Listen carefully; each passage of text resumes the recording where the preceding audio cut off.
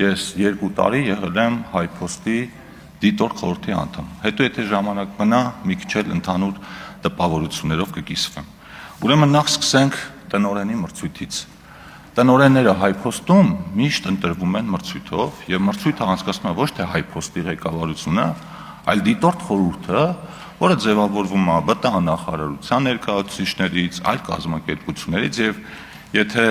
Հայաստան Դաշինքի մեր գործընկերները ցանկանում են ավելի մանրամասն տեղեկություններ ստանալ, պիտի դիմեն ԲՏԱ նախարարությանը, համոզված են, որ այնտեղից իրենց սպառիչ ինֆորմացիա կտան։ Աշխատավարձերի մասով կամ Հայփոստի վիճակի մասով, որ ասում եք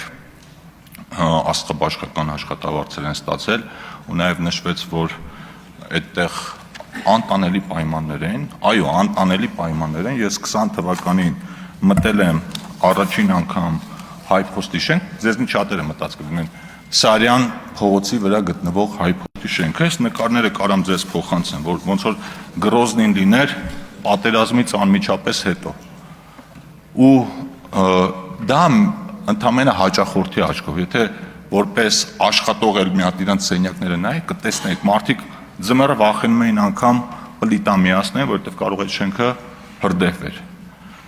Այդ վիճակն է եղել Հայփոստում, իսկ աշխատավարձերի մասով էլ չասեմ, որ ստացել են բազմապատիկ ավելի մեծ աշխատավարձներ, ու էլ չասեմ, որ նախկին պաշտոնյաների բոլոր հնարավոր հարազատները այդտեղ մի հնարովի պաշտոնի վրա գրանցված էին էլի բարձր աշխատավարձերով։ Հիմա ես պարոն Ռուբինյանի կոչին հետևելով մաքսիմալ կոռեկտության շրջանակներում մենակ փաստերով կխոսամ։ Հա, մի բան էլ շահութաբերության ու վնասաբերության մասին, որ խոսում եք, այս գրաֆիկը, պարոն Կարապետյան, սա էբիտան է, սա պետական կառավարման անցնելու կետն է, տեսնում եք ոնց է նվազել, հետո ոնց է աճել։ Այս ձեզ կտամ, այս մեկը, սակագների մասին կխոսենք։ Երկրորդ, պարոն Խաչատրյան, Հայփոստը պետական բյուջեից ֆինանսավորում չի ստացել։ Մի հատ բան հարցնեմ ձեզ, երբ որ ասում եք 522 միլիոն դրամի վնաս, այդ հաշվետվությունը կփոխանցեմ ձեզ, մի հատ նախորդ տարիների ցուցանիշներն կնայեք ու ամենահետաքրքիրը, պարոն Կարապետյան, հիշում եք, երեք ասում եք, որքան դիվիդենդ է ստացել պետությունը որպես բաժնետեր, պետական կառավարման անցնելուց հետո ասում եք 0։ Այս թուղթը փոխանցեմ ձեզ, այս թուղթը գիտեք ինչի մասին է, այն մասին է, որ պետությունը որպես բաժնետեր 2023, 24, 25 թվականներին ամեն տարի ստացել է 500 միլիոն դրամ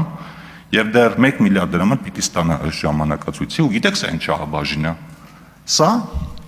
2011-ից 2016 թվականների տնտեսական գործունեության արդյունքներով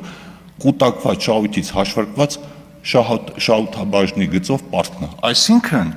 այդ ընկերությունը շահութով աշխատել է, պետության շահաբաժինը չի վճարել, պետությունն էլ ասել լավ է, դե վերցրեք այդ փողը ձեր համար պատտեք։ Եկել է մեր կառավարությունը, ու որ Հայփոստին ծանր վիճակի մեջ չգցի, ժամանակացույց է կազմել, այսինքն մինչև պետական կառավարումը չի վճարվել շահութահարկ, շահաբաժին, պետական կառավարումից հետո վճարվել է ու դեռ վճարվել է։ Էս էլ այդ մասը։ Որոշում է ստորագրել Արայիկ Հարությունյանը որպես կառավարության աշխատակազմի ղեկավար 2021 թվականին։ Ու մի շատ հետաքրքիր բան էլ ասեմ Հայփոստի մասին, որը ձեր համար էլ նորություն կլինի։ Ուրեմն 20-ին է անցել պետական կառավարման, այո, եւ մի հետաքրքիր բան էլ ասեմ, ուրեմն երբ Հայփոստը փոխանցվել է կոնցենսիո կառավարման արգենտինացիներին, պայմանագրում եղել է այդ շատ հետաքրքիր պայման, որ գնահատվում են ընկերության ակտիվները այդ պահին, հետո հետ վերադարձնելու պահին այդ ակտիվները վերագնահատվում են եւ այդ տարբերությունը եթե լինում է դրական, այդ տարբերության 60%-ը կառավարությունը պետք է դրամական միջոցներով փոխհատուցի ընկերությանը։ Դե Հայփոստի ակտիվները գիտեք, հիմնականում անշարժ գույք է, ուրիշ բան չունեն, անգամ կշերք չունեն շատ մասնաճյուղերում, որ առաքանիները կշվեն, ինչ է տեղ ունեցել։ Ոչ նոր մասնաճյուղեր են կառուցվել, ոչ վերանորոգվել են, բայց զուտ անշարժ գույքի թանկացման այդ բնականon process-ի հետևանքով վերագնահատել են 2020 թվականին ու պարզվել է, որ HiPost-ի ակտիվները աճել են $12 միլիոն եւ կառավարությունը պիտի HiPost-ին $7 միլիոն փոխհատուցում տրամադրի։ Այ դա եղել ձեր ժամանակ, ձեզ չեմ ասում, ավելի շատ երևի են թևին եմ ասում, կնքված սուպեր պրոֆեսիոնալ կառավարման արդյունքը, որը մինչև հիմա մնում է։ Այս նկարները, այս որոշումները, այս ամեն ինչը կփոխանցեմ ձեզ, բայց ես մի առաջարկել ունեմ։ Քանի որ HiPost-ը գտնվում է ԲՏԱ նախարարության տիրույթում, մենք առաջիկայում լավ առիթ ունենք ու ազգային ժողովը ամենահարմար հարթակն է, որպեսզի մենք ավելի մանրամասն այդ թեմայով քննարկումներ ունենանք։ Ես ձեզ սիրով կհրավիրեմ HiPost-ին էլ, ԲՏԱ-ին էլ, այս բոլոր ցուցանիշների մասով քննարկումներ կունենանք, կհասկանանք ինչա տեղի ունեցել։ Եվ քանի որ ժամանակ կա, չեմ ուզում ամեն գնով սպառեմ, բայց ուզում եմ մի երկու բանով կիսվեմ։ Տեսեք, մենք ըստ էության այս երկու օրը իրար ուսումնասիրում ենք։ Դե Հայաստան դաշինքին ուսումնասիրելու բան չկա, 5 տարի ուսումնասիրել ենք։ Հիմա մենք ձեզ ենք ուսումնասիրում, դուք մեզ, ձեզնից մի մասին մինչև էտել ենք ճանաչում, հեռակա կարգով իրար այդ բանավիճել ենք, արձագանքել ենք, բայց այնպես տետ-ա-տետ խոսակցության առիթ չի եղել ու պարոն Կարապետյան, ձեր ելույթը ինձ մոտ հույս առաջացրեց, որ մենք իրոք կարող ենք բարեկիրթ կոռեկտության սահմաններում թեկուզ իրար սուտ քննադատելով առաջ գնալ։ Գիտեք ինչ, մեր մոտ էլ կա բաներ, որոնց մասին մենք հիմա պիտի խոսենք, օրինակ, որ ասում եք մենք մենակ մեր օրակարգն ենք առաջ տարել։ Ես հիշում եմ իմ 8 տարեկան աղջիկը, երբ որ YouTube-ով ինչ-որ բան էր նայում ու մեջտեղը ընկնում էր ձեր այդ գովազդի տակ դրած ադրբեջանցիների տեսահոլովակները, ու ինձ հարցնում էր ճիշտ է, ես մտածում եմ երբ է գալու այն օրը, երբ որ գամ ասեմ այդ ով է արել, ով է այդ հիվանդ երևակայությամբ մարդը, որ տես բանա մտահաղացել ու եթեր էր հեռացակել, բայց ու էլի բաներ կասենք, օրինակ պարոն Ղազարյանը ասում է, եթե 8 ապրանք քաղաքացիական պայմանագրից